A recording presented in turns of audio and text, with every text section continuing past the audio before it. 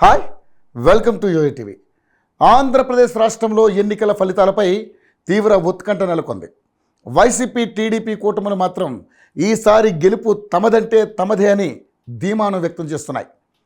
ఈ నేపథ్యంలో రాష్ట్రంలో ఈసారి 5,39,189 పోస్టల్ బ్యాలెట్ ఓట్లు పోలయ్యాయి.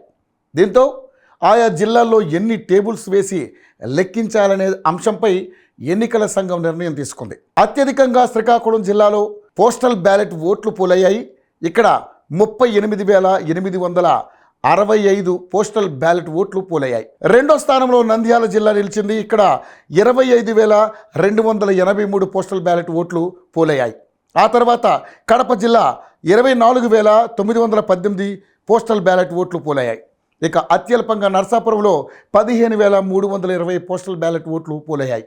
మొత్తం మీద ప్రతి నియోజకవర్గంలోనూ సగటున తక్కువలో తక్కువ 3,000కు పైగా ఓట్లు పోలయ్యాయి. పోస్టల్ బ్యాలెట్ వివరాలు పూర్తిగా రావడంతో ఏ జిల్లాలో ఎన్ని టేబుల్స్ ఏర్పాటు చేయాలి, ఒక్కో టేబుల్లో ఎన్ని లెక్కించాలి అనే అంశంపై రిటర్నింగ్ అధికారులకు కేంద్ర ఎన్నికల కమిషన్ సమాచారం ఇచ్చింది.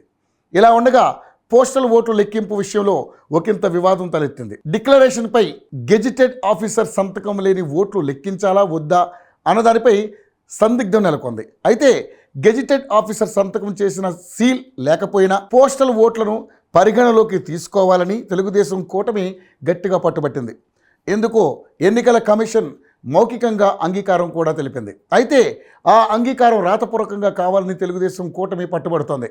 వాస్తవానికి గెజిటెడ్ ఆఫీసర్ సంతకం బాధ్యత ఎన్నికల కమిషన్దేనని రాజ్యాంగ నిపుణులు చెబుతున్నారు.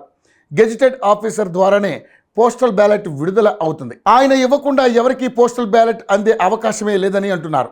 ఆ కారణంగానే సంతకం, సీల్ వంటి టెక్నికాలిటీస్తో సంబంధం లేకుండా పోలైన ఓట్లన్నీ లెక్కించాలని తెలుగుదేశం కూటమి డిమాండ్ చేస్తోంది. అయితే పోస్టల్ బ్యాలెట్ ఓటింగ్లో ఏపీ సరికొత్త రికార్డు సృష్టించింది. దేశంలో ఎన్నడూ ఎక్కడా లేని విధంగా భారీగా ఉద్యోగులు పోస్టల్ బ్యాలెట్ల ద్వారా తమ ఓటు హక్కును వినియోగించుకున్నారు.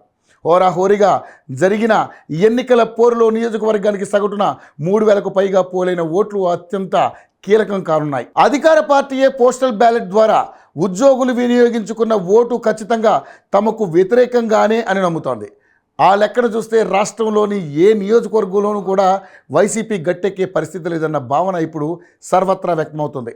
అదే సమయంలో నెటిజన్లు భారీగా పోలైన పోస్టల్ ఓట్లను ఓటంకిస్తూ జగన్ చెప్పిన వైనాట్ 175 రివర్స్ అవుతుందేమో అంటున్నారు. వారు జగన్ వైనాట్ 175 అని వైసీపీ గెలిచే సీట్ల గురించి మాట్లాడితే ఇప్పుడు అది రివర్స్ అయినట్లు కనిపిస్తుందని, వైనాట్ తెలుగుదేశం విన్ 175 అన్నట్లుగా పరిస్థితి ఉందని పెద్ద ఎత్తున పోస్టులు పెడుతూ ఓ రేంజ్లో వైసీపీని ట్రోల్ చేస్తున్నారు.